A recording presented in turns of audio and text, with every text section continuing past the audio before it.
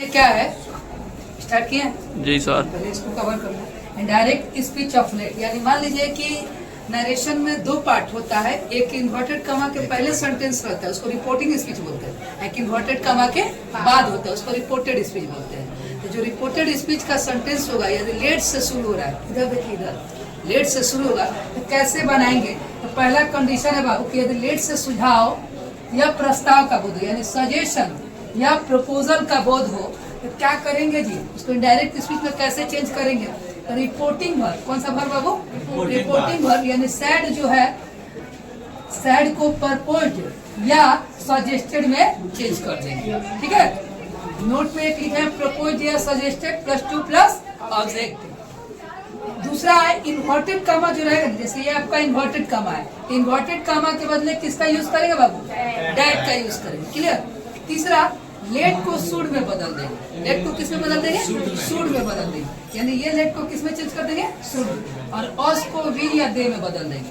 4 नियम है लेट को चेंज करने का। कब, जब लेट से सजेशन या प्रस्ताव का बोध हो। तो पहला सेंटेंस लिखा है बाबू कि सीमा सैड टू रवि, सीमा ने रवि से बोली या कही, let us go to market, हम लोग बाजार चले। एक तरह से क्या हो रहा है, सुझाव दिया जा रहा है या प्रस्ताव रखा जा रहा है कि हम लोग बाजार चले। ये डायरेक्ट स्पीच, डीएस नहीं, डायरेक्ट स्पीच। इसको इनडायरेक्ट स्पीच में कैसे चेंज करेंगे। तो पहले सीमा लिख दिए बाबू, समझ में आ रहा है। सैड के बदले क्या लिख सकते हैं जी, प्रपोज्ड या सजेस्टेड, दोनों में से कोई एक। हम क्या लिख दिए बाबू, प्रपोज्ड। क्लियर हो गया। उसके बाद से क्या लिख देंगे, Ravi, propose to Ravi. To नहीं लिखेंगे, प्रपोज रवि सिर्फ लिख दे रहा है। दोनों में से कोई लिख सकते हैं, जो अच्छा लगे। कॉमा को हटाने के बदले क्या लिखना है जी, डैड, यहाँ डैड का प्रयोग कर दिए। समझ में आ रहा है ना। आगे जैसे बढ़ेंगे तो लेट को शुड में बदलना है।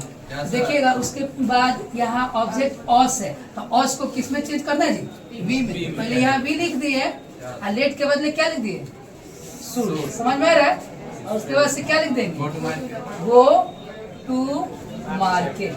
कोई दिक्कत, समझ में आ गया। ये सेंटेंस आप लोग को बनाना है। I said let us help the poor बन जाएगा। कैसे बनेगा जी, I suggested that we should help the poor हो जाएगा। दूसरा कंडीशन समझिएगा, लिखा है कि यदि लेट से विश या डिजायर यानी इच्छा का बोध हो, किसका बोध हो जी, इच्छा का बोध हो, तो उस कंडीशन में हम लोग किस तरह से बनाएंगे। रिपोर्टिंग वर्ब को जो सैड होगा उसको किस में चेंज कर देंगे बाबू, विश में। जैसे यहाँ देखिएगा, एक सेंटेंस लिखा है कि कमला सैड लेट में गो आउट। क्या लिखा जी, कमला सैड लेट में गो आउट। तो कैसे देखिएगा, कमला कह रही है कि मुझे बाहर जाना चाहिए, मुझे बाहर जाना है। एक तरह से इच्छा व्यक्त कर रही है ना, सेंटेंस से पता चल जा रहा है कि इच्छा का बोध हो रहा है। लेट को किस में चेंज कर देंगे, लेट से विश या डिजायर का बोध हो तो सैड को विश।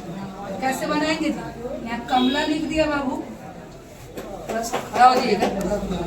सब्जेक्ट के अनुसार चेंज होता है। सब्जेक्ट क्या है जी, कमला, लड़की के नाम। इसके लिए आप सब्जेक्ट के रूप में क्या यूज कर देंगे, हो जाएगा। उसके बाद से लेट के बदले शुड, यही रूल फॉलो करेंगे आप। उसके बाद से गो, उसके बाद आउट। देखिए तो इसके बाद जो है ये आप लोग बना लेंगे। डैट छूट गया है, यहाँ पर लगा देंगे डैट, यहाँ विश लिख दे रहे हैं, हो जाएगा। यहाँ पे क्लियर हो गया। अब इधर आया जाए, 3rd नंबर समझा जाए। क्या लिखा है बाबू, यदि लेट से अलाउ, परमिट या रिक्वेस्ट या ऑर्डर का बोध हो, किससे जी, यदि लेट से अलाउ, परमिट, रिक्वेस्ट या ऑर्डर का बोध हो तो क्या करेंगे। सबसे पहले रिपोर्टिंग वर्ब जो सैड होगा उसको किस में चेंज कर देंगे जी, रिक्वेस्टेड या ऑर्डर में चेंज कर देंगे। क्लियर हुआ। अब देखिए, इन्वर्टेड कॉमा और लेट को हटा देंगे और उसके बदले टू अलाउ लिखिए या टू लेट लिखिए। क्लियर। उसके बाद तीसरा जो है वर्ब जो लिखेंगे इनडायरेक्ट स्पीच में, टू लिख कर तब वर्ब का यूज करेंगे। समझ में। देखिए कैसे बनाएंगे इनडायरेक्ट स्पीच। यहाँ पर लिख दिया बाबू, द स्टूडेंट, सिंगुलर के रूप में दिखाया जा रहा है ना जी। सैड के बदले क्या लिखेंगे, रिक्वेस्टेड रिक्वेस्टेड, आगे बढ़ेंगे। हो गया, सेट टू के बदले हो गया, क्या लिख देंगे जी? द